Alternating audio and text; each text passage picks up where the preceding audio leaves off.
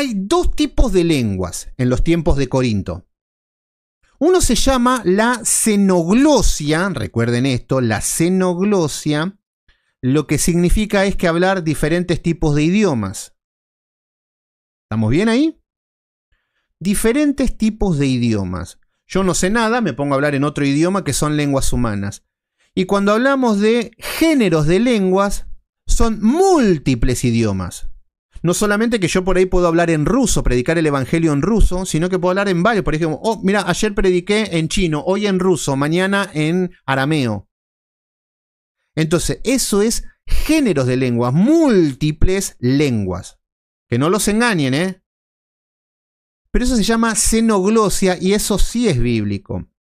Eso sí es bíblico porque en el pueblo en Pentecostés y en Hechos de los Apóstoles lo que hablaron fueron que predicaron el evangelio en una lengua que no conocían. Eso se llama xenoglosia. ¿Estamos bien? Lo que existe también es la glosolalia, que es un lenguaje inentendible.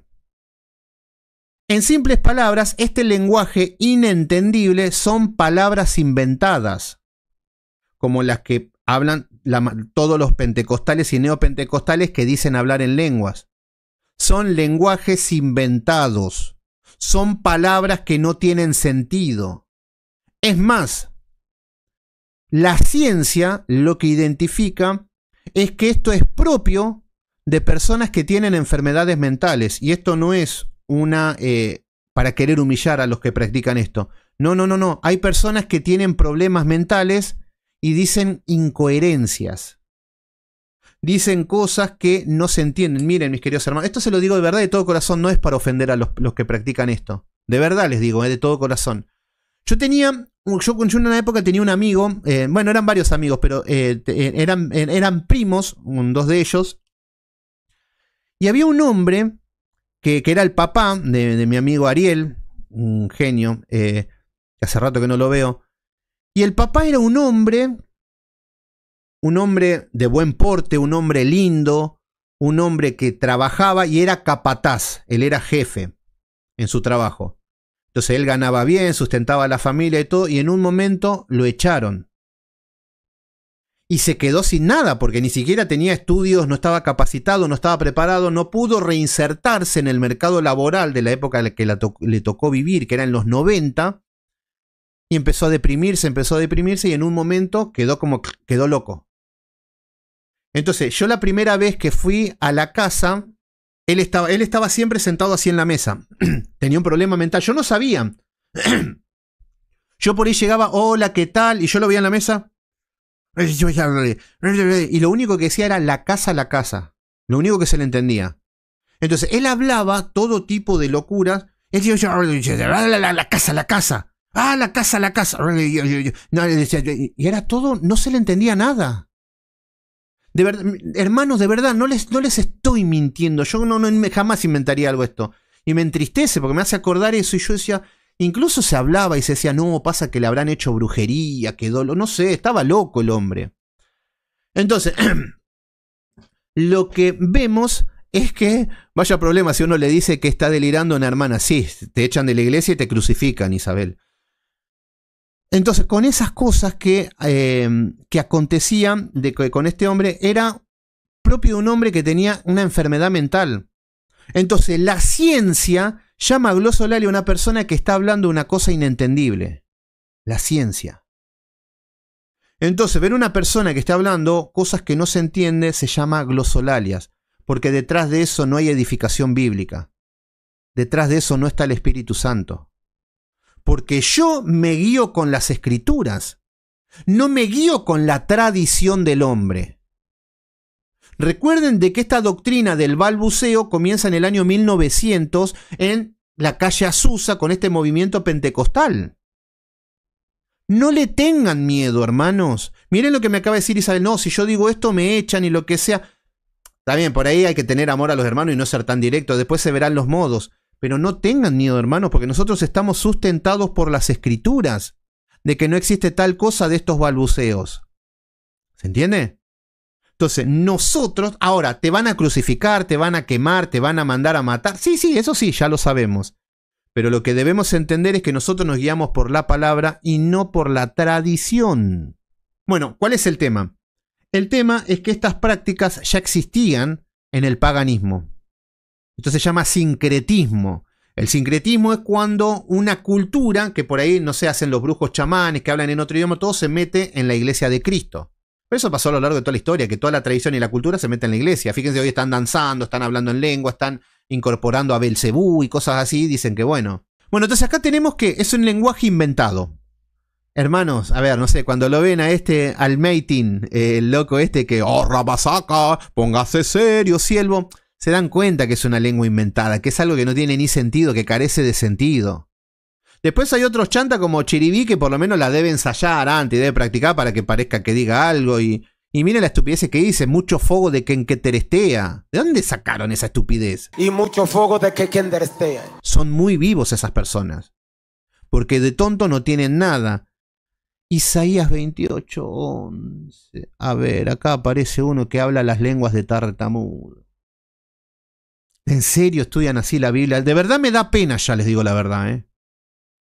Porque por un lado tienen que ser muy necios para querer creer la mentira y por otro digo, bueno, ¿cómo Satanás les encegueció la mente? En Isaías 28, si van a ver el contexto, el Señor le está diciendo de que Dios hablará a ese pueblo con lengua de tartamudo. ¿Quién era la lengua de tartamudo? Nabucodonosor, que iba a venir a atacarlo con una lengua extranjera, que ellos no iban a entender nada, es como decir, habla un tartamudo.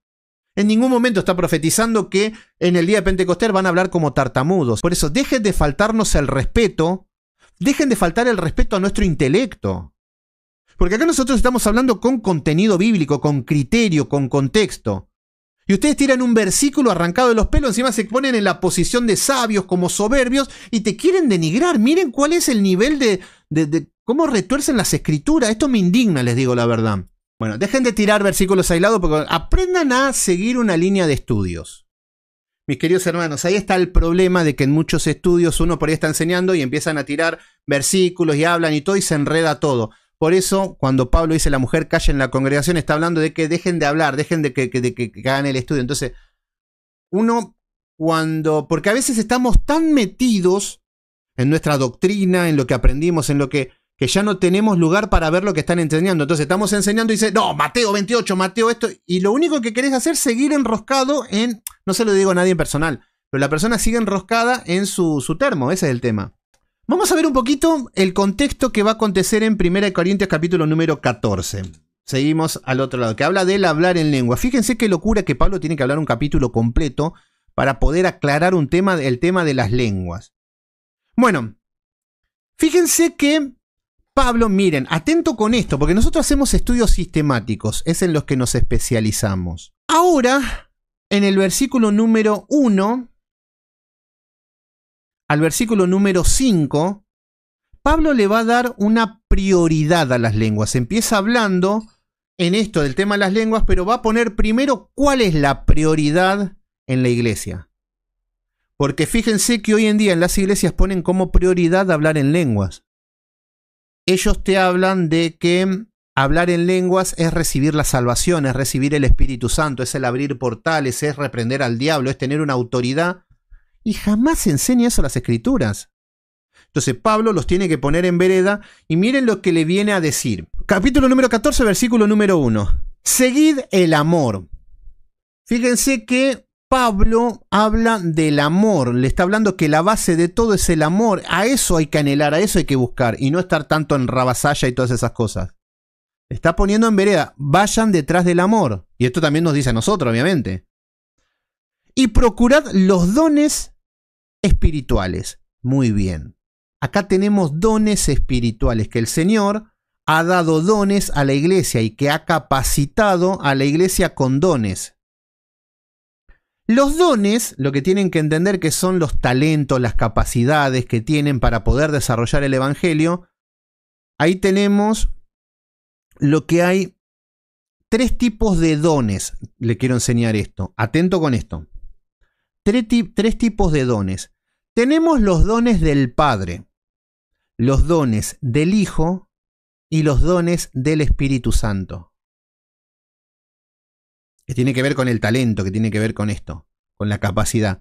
A ver, El Padre nos dice que el Padre de tal manera amó al mundo, el Padre, el Creador, el que sustenta todo el mundo, el amor del Padre. ¿Saben qué? Dios es bueno y Dios es amor, y ¿saben qué? Dios le dio talentos y dones a todo el mundo, a toda la creación.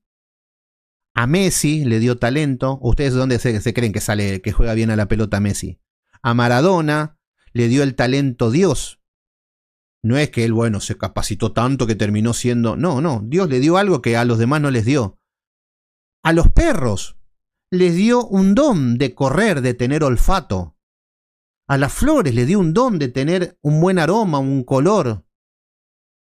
Al hombre le dio belleza, le dio inteligencia, le dio capacidad. Yo cuando veo gente que descubren vacunas, que cuando veo médicos que hacen intervenciones quirúrgicas, que te abren el cerebro, vos decís, wow, el Señor le dio un don, un talento a esas personas. Y no conocen a Cristo, no van a la iglesia. Entonces, lo que vemos es que todos tenemos dones del Padre. Y acá lo que les quiero decir, esto tiene que ver con un don y con un talento que te lo dio Dios. Ahora, vamos a hacer una prueba. ¿Qué dones y qué talentos tienen que vienen del Padre? Del Padre. ¿Por qué se apuran? ¿Por qué me ponen son dones espirituales? Ya sé, lo acabo de leer, pero ¿por qué se apresuran? Así no van a poder aprender, hermanos. Porque ya tienen ideas conceptuales, ya tienen una teología, ya tienen algo armado, que no van a poder ver el espíritu del estudio.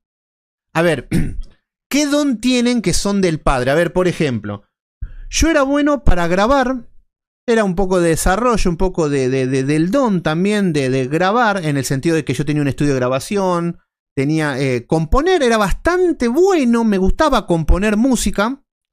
Era como muy creativo a la hora de la música. Por ahí venía gente con un tema medio flaco, cuadrado. Yo le decía, hace esto, hace lo otro, cantá así, cantá allá.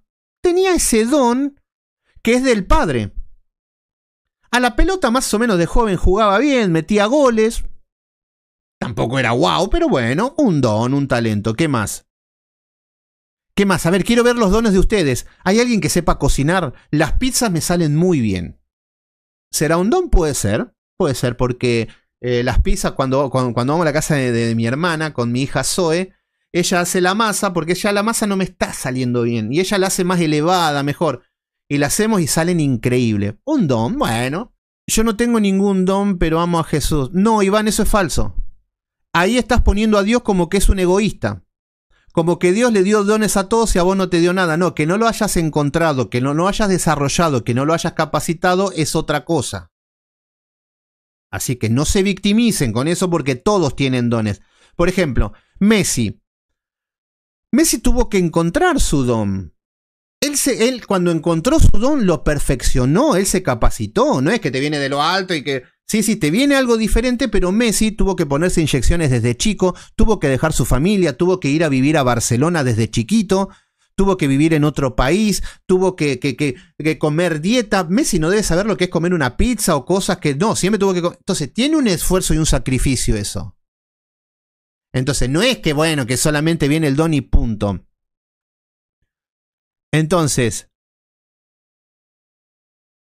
acompañar a las personas con discapacidad, lo mío, muy bien ahí Maggie, muy bien. Ese es un don, con las personas que son discapacitadas y ayudarlas y acompañarlas, eso es un don, que yo no lo tengo. Lástima que no lo usan para el eterno. Tranquilo, Habacuc, estamos viendo, tranquilos, ya sé que todos se rasgan las vestiduras y todos quieren ir, porque son como los de Corinto, que todos quieren ir a hablar en lenguas, que todos quieren ir a lo profético y a lo loco, ¿no? Y acá estamos hablando de glorificar a Dios en lo bueno que es.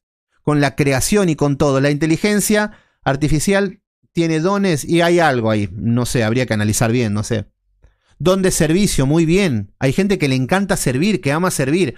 Y acá estamos viendo que no hace falta ser religioso. Por ejemplo, yo cuando voy a la casa de mi mamá y hacemos un asado, todos tienen ese don de servicio. Todos llevan, todos están ahí, que cocinan, que mi papá hace el asado, que mi hermano va a comprar el carbón, que agarra la camioneta, se va a buscar si hay falta hielo, si van a comprar helado, que los chicos hacen unas masitas, todos tienen ese don de servicio. ¿Vieron la historia de Mozart y de Amadeus? La historia de Mozart y de Amadeus era de que Mozart tenía un don increíble. y que Mozart tocaba y no sé, bajaban cosas. Cosas que eran increíbles, tocaba el piano para la época, era maravilloso, era decir, wow. Y después por otro lado estaba Salieri, que era alguien más mediocre y que intentaba ser una persona, pero no tenía ese don que le había dado el padre a Mozart. Pero él había estudiado, se había preparado todo, tenía un talento porque tocaba y no era que era cualquier cosa, pero no tenía ese don que tenía Mozart. ¿Entiende? Entonces yo conozco personas, por ejemplo, no sé, por ejemplo, que jugaban muy bien al fútbol.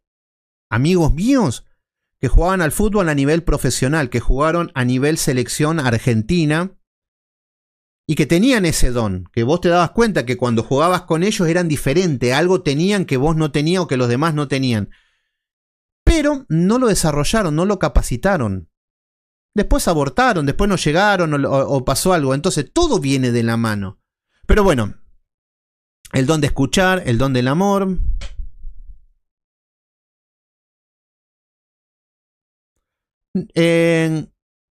Creo que está en New Jersey, creo que está en Nueva York, creo que está el doctor Enoel Hernández, no sé dónde. Muy bien, ahí David canta, compone. Bueno, acá vemos que el don es innato, muy bien, ahí lo explicó muy bien. Entonces tenemos los dones del Padre, que incluso personas que no están en Cristo tienen mucho talento. Y ustedes se van a dar cuenta, no sé, por ejemplo, Freddie Mercury, ¿cómo cantaba ese hombre? ¿Qué tenía de Dios? Nada. Todo lo que no había que hacer lo hacía, pero tenía el don. Ahora, después pasamos a los dones del Hijo, que eso es para la iglesia, los que entraron por la puerta en Cristo. El Señor también tiene dones y talentos para el Hijo.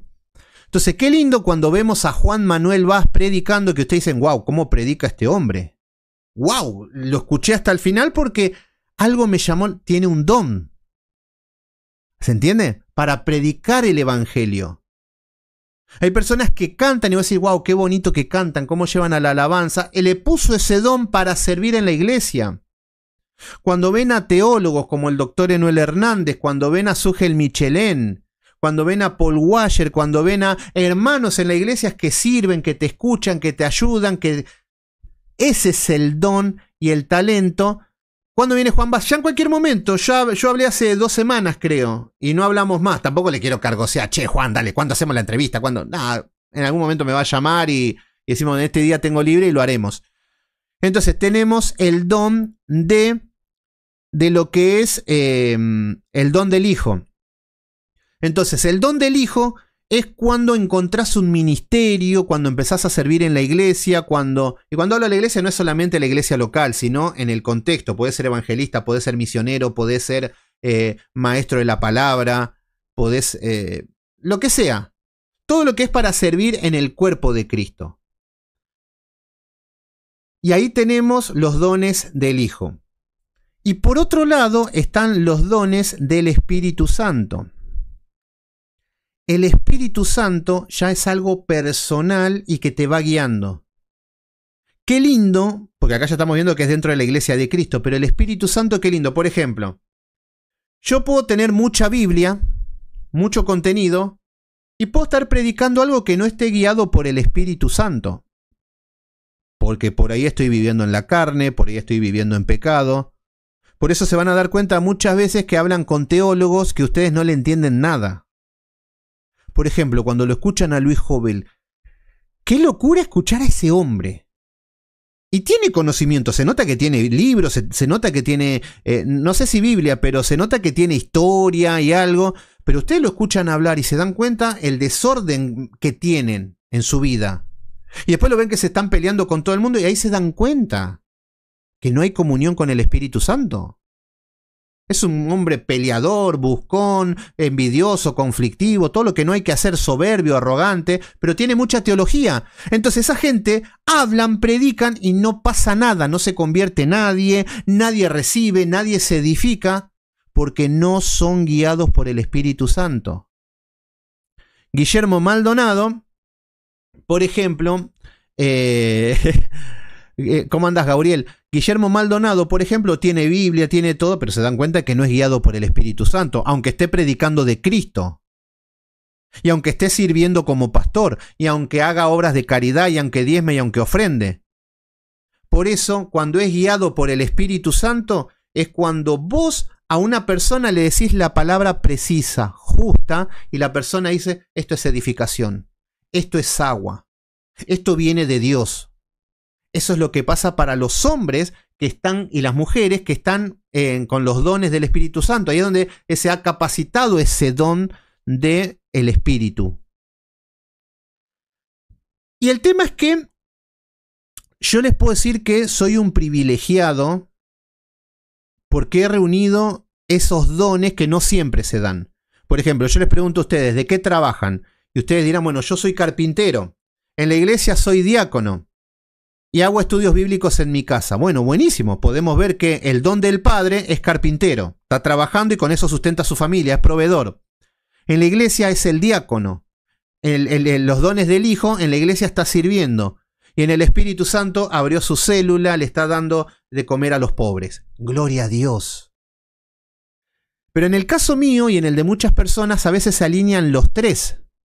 Por ejemplo, yo en el mundo secular mi don era ser docente, profesor de geografía y de ciencias sociales, que no tenía nada que ver con Cristo. Pero estando en Cristo, ese mismo don me lo fue dando en la iglesia de Cristo. No sé si se entiende. Entonces, en la iglesia de Cristo, yo seguí con lo que vengo haciendo en el mundo secular, que es enseñar, que es algo que me nace. Hay veces que personas por ahí me quieren hablar, están mal y yo les termino enseñando y por ahí dicen, no, solamente quería que me escuche. Y yo le termino enseñando porque me sale, me nace. Con el pueblo de Dios, con mi familia, no les puedo decir ni A. A mi familia soy un estúpido. A mi familia no le puedo decir, no, ese clavo, ese cuadro está torcido y callate. No soy palabra calificada. Pero en la iglesia de Cristo, ustedes me escuchan. Entonces, el don del Padre se está alineando con el don del Hijo. Y con el don del Espíritu Santo es que predicando la palabra estoy llegando a las personas a que digan, me edifica, me convertí, acepté a Cristo, salí de la falsa iglesia. Y ahí se alinearon los tres dones. Porque tranquilamente yo podría ser docente, en la iglesia cantar en el coro, y después con el Espíritu Santo, no sé, podría ser alguna otra cosa que no esté en sintonía con los tres. Entonces, capítulo número 14. Seguid el amor, le está diciendo que esta es la prioridad del amor. Procurad los dones espirituales. Fíjense que para la iglesia de Cristo no le está diciendo los dones del Padre.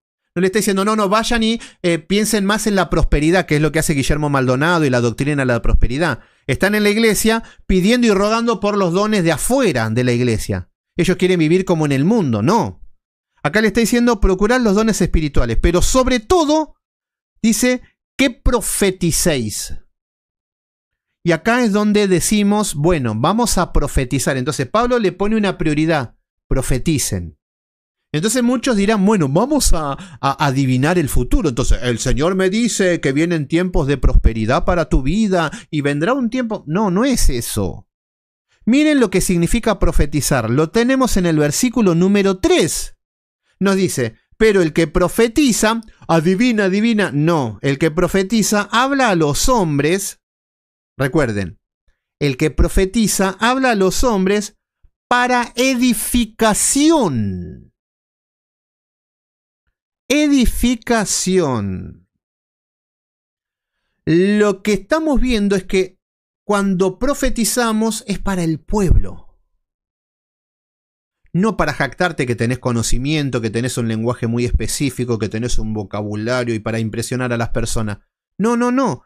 Vos cuando predicas el evangelio es para que la persona que esté escuchando le des una respuesta. Que tengan luz, que tengan esperanza, que puedan abrir los ojos, que su vida cambie, que se edifiquen. Decir, wow, mi vida está cambiando gracias a este hombre. Entonces, el que profetiza habla a los hombres para edificación, para exhortación, para dar ánimo, para incluso hasta darte un sacudón. Dale, deja de pecar, dale, cambia, dale, levántate de la cama, dale, vamos a la palabra, vamos a buscar la santidad, dale, deja a tu amante. Entonces, es una exhortación que es para edificación, para el crecimiento de la persona y consolación. Recuerden de que el Espíritu Santo nos dice de que Él va a ser el consolador de nosotros. Él nos va a consolar. Él prometió que iba a estar con nosotros hasta el fin de los tiempos. ¿Por qué? Porque vamos a pasar aflicción, porque vamos a pasar soledad. Entonces el Espíritu Santo lo que va a hacer es consolar, y si nosotros estamos siendo guiados por el Espíritu Santo, nosotros vamos a poder consolar a las personas que están mal, que están quebrantados, que están afligidos. ¿Se entiende? Entonces, no me convence. Bueno, sigan adivinando. Yo le estoy dando el punto bíblico de lo que significa lo que es profetizar. Así que, mis queridos hermanos, profetizar es predicar el Evangelio, para que la gente se edifique, no para andar adivinando el futuro. Bueno, entonces, acá nos dice en el versículo número 1 que hay que profetizar. Esto es lo importante. Sobre todo, profeticéis. Versículo número 2. Porque el que habla en lenguas, y acá está el versículo donde todos se agarran y donde todos dicen de que acá está el balbuceo. Nos dice, porque, acá le está diciendo Pablo, ustedes profeticen. Esto es lo más importante. Amor y profetizar. Amor y predicar. Amor y edificar. Amor y servir. Amor y exhortar. Amor y reprender incluso. Es parte del amor. Bueno, el amor y todo lo que lleva a profetizar. Porque el que habla en lenguas, acá le está diciendo, ¿por qué le dice? Porque el que habla en lenguas, como diciendo, no te sirve para nada. Porque el que habla en lenguas no habla a los hombres, sino a Dios. Y acá es donde aparecen los espiritualoides, donde dicen, no, yo empiezo a hablar rabasaya, entonces yo le estoy hablando a Dios. O sea que Dios te está dando una lengua a vos para que se escuche Dios mismo. O sea que sos una especie de un megáfono, un handy. Porque acá lo que dicen es que no dice que él no habla a los hombres sino a Dios. No, porque yo cuando hablo en lengua no le hablo a los hombres, sino que le hablo a Dios. Entonces es mentira lo que dice acá, que hay que profetizar para edificación, para consolación y exhortación. Entonces, la trampa en estas denominaciones para querer meter los balbuceos es que yo me pongo a hablar rabasaya, chiribí para Dios, pero es para Dios, así que vos no vas a entender nada. El espiritual soy yo. Ahí está el chiste de estas iglesias. Es acá donde te estafan. Es acá donde te comiste el cuento. Es acá es donde te dieron vuelta como una media. Entonces vos te quedás ahí, está hablando con Dios. Una cara perdida, mirando al cielo, diciendo chiribí. Entonces ya se ponen en una posición de una superioridad espiritual. Y vos en un rango inferior que no tenés el Espíritu Santo y ellos sí. Es toda una manipulación, hermanos, esto. Se puede enseñar eso también. Es dones. Pueden enseñar y si no hay don no se va a convertir nadie. Entonces el enseñar no te garantiza de que Dios te esté usando con el Espíritu Santo. Ni tampoco estamos hablando solamente por suscriptor y esa cosa, pero sino que estoy hablando con el impacto. Porque si vos tenés palabra de Dios, Dios te usa y va a causar algo, algo va a pasar. Pero sigue con los mismos suscriptores que cuando miren, yo tenía 5.000, ahora tengo 100.000. Y no pasa por una cuestión de números, sino que cuando uno predica, algo genera, algo sucede. Alguien se edifica, alguien abre los ojos, alguien cambia su vida. Entonces, lo que estamos viendo, y yo entonces, Marcia, no sé cómo viene el contexto, yo estoy hablando acá en el caso de que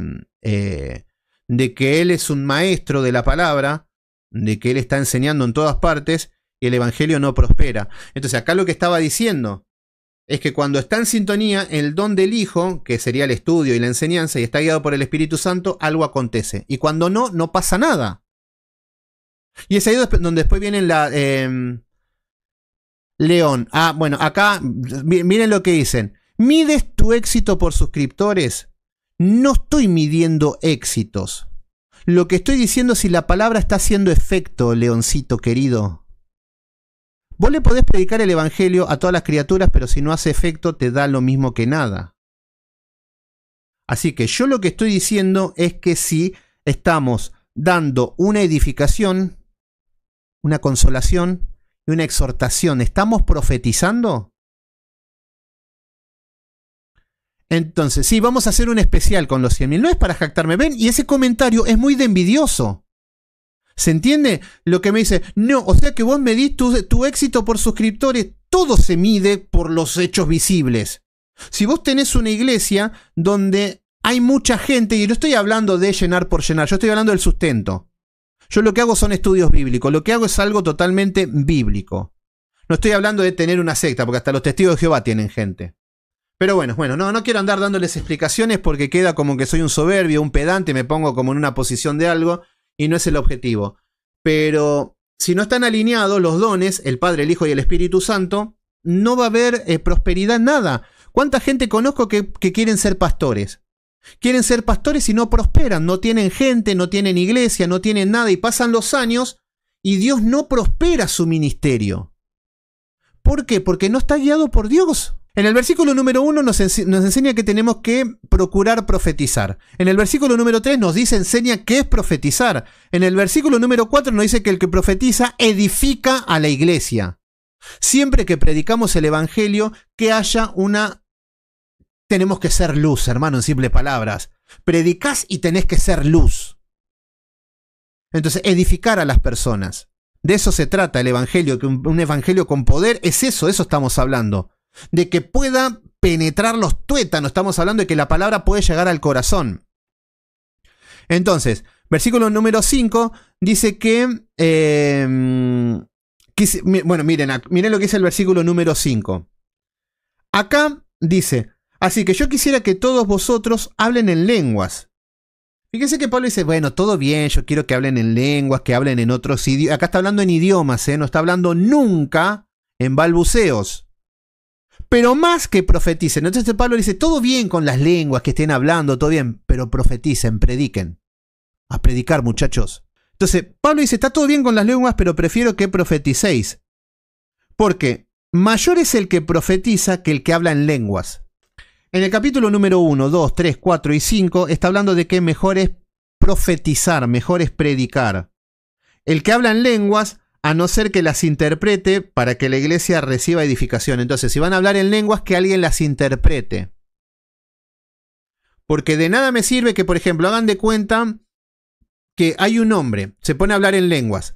Llega un chino. Entonces de repente el pastor empieza a y empieza a hablar todo en chino. Y el chino, amén, gloria a Dios, aleluya. Y hay 40 personas que quedan como diciendo, ¿qué están hablando estos? Entonces lo que Pablo está diciendo es que si alguien está hablando en lenguas, que haya un intérprete, que alguien cuente a las demás personas de lo que están hablando. Es como decir, dale, contá, así nos reímos todos, como dicen a veces. Entonces está hablando de eso.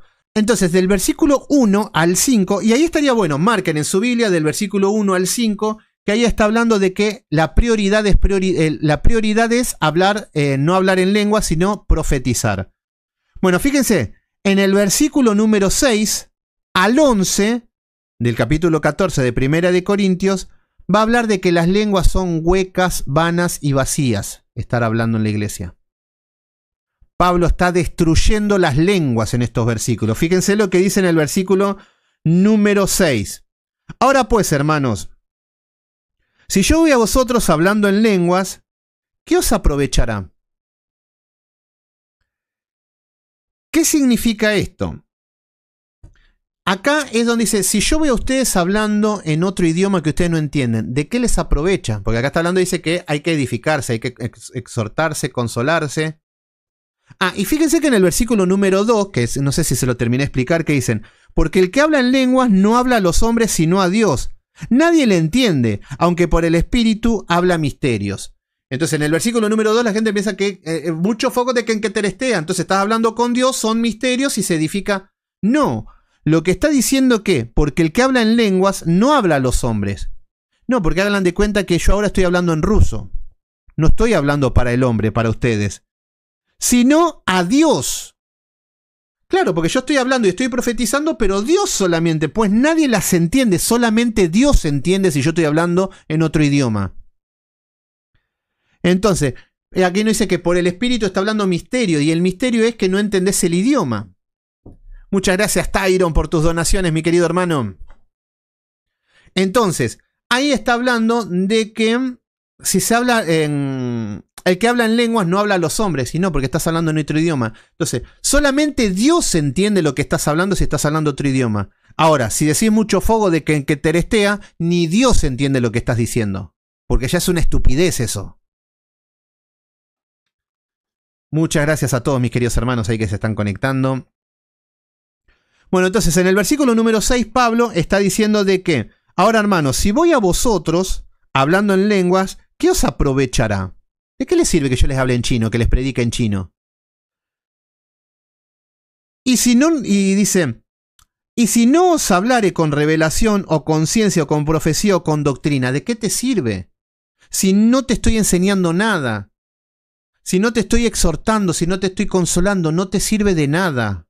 Pero acá están hablando de que eran idiomas que no entendían, entonces, de nada servía eso.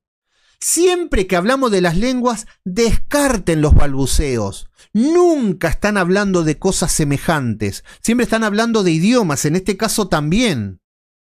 ¿Se entiende? No se vayan por los otros lados. Los pentecostales están locos, me dicen ahí. Bueno, versículo número 7. Ciertamente, las cosas inanimadas que producen sonido, como flauta, como cítara, que dieren distinción de voces, ¿cómo se sabrá que lo que toca con flauta o con cítara? Está hablando de una cuestión de entender, de estar en sintonía cuando estás tocando un instrumento, de saber que estás tocando algo. Está hablando del sentido común. ¿Cómo van a estar hablando en idiomas diferentes? Y esto pasó a lo largo de la historia que tiene que ver con la comunicación.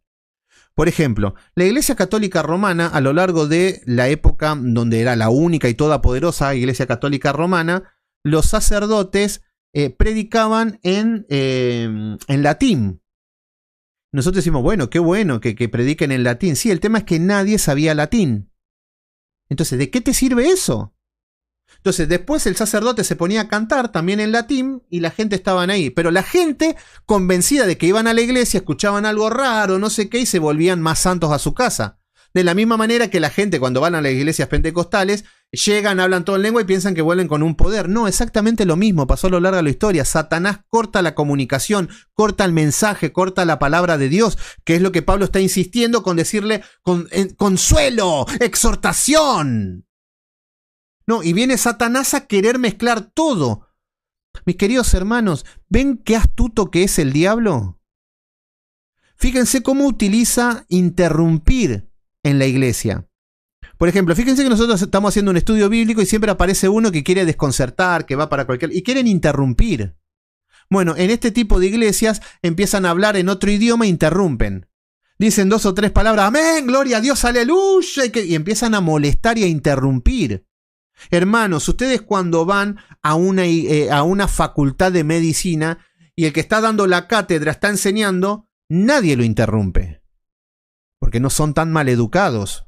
¿Y por qué en la iglesia interrumpen todo? Hablando en lenguas, gritando, hablando como ranas.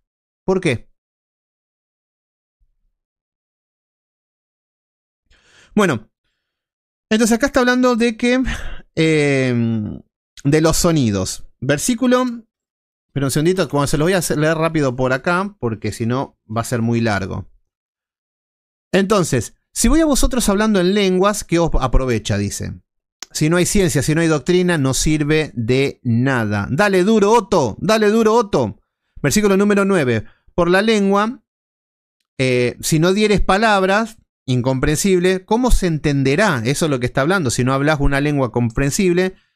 Versículo número 10. Dice, tantos idiomas hay en el mundo, fíjense que está hablando de idiomas, fíjense, vayan al versículo número 10, tantas clases de idiomas hay seguramente en el mundo y ninguno de ellos carece de significado.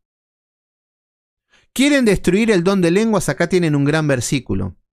Fíjense que siempre hablan de idiomas. Tanta clase de idiomas, no tanta clase de balbuceos. Tantas clases de idiomas hay seguramente en el mundo y fíjense que todos los idiomas tienen sentido. Entonces acá dice que ninguno carece de significado de lo que hablan. Pero si yo ignoro el valor de las palabras, seré como extranjeros para el que habla. Entonces, si una persona está hablando en un idioma que vos no lo entendés, acá lo que está diciendo, si yo ignoro el valor de las palabras, si me están hablando en otro idioma, yo ya no sé cuál es el valor, el significado de la palabra. Y el que habla será como un extranjero para mí. Entonces, si viene Chiribí y me pone a hablar Rabasaya, Requequeterestea, ya es un extranjero para mí. Y de última, Chiribí, ¿qué hace hablando eso? Hablame en otro idioma. Bueno, entonces acá le está hablando de que es hueco, que es algo vacío hablar estas lenguas, que no tiene sentido. En el versículo número 11 nos dice, si ignoro el valor de las palabras, seré como extranjeros. Entonces, no habla para él, sino que el que habla no es para él, sino que es para, no habla para mí. Ese es el tema. Entonces, pero si yo ignoro el valor de las palabras, seré como un extranjero para el que habla. Y el que habla será como un extranjero para mí. ¿Estamos bien hasta acá? Primero, profetizar, es más importante. Segundo, las lenguas no sirven de nada. Dejen de estar paveando con eso. Y ahí están las iglesias, es que igual que Corinto.